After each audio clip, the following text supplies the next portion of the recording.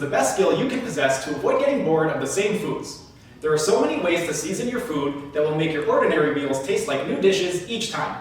Get creative. There are dozens of ways to prepare meats, eggs, vegetables, and other healthy foods.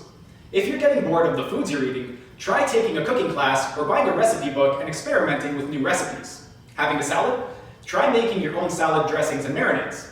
Using olive oil as a base, you can mix in your favorite herbs or spices and use an acid agent such as lemon juice, mustard, or balsamic vinegar. You can also create so many different textures to change up your meals and make them more exciting. Spiralizing vegetables like zucchini or squash is a great way to create flavor and texture while keeping your meals light and healthy. Furthermore, once you hone your culinary skills, cooking no longer becomes a chore. Rather, it can be a relaxing and liberating activity. You can find personal satisfaction in cooking and use it as a way to tap into your creativity.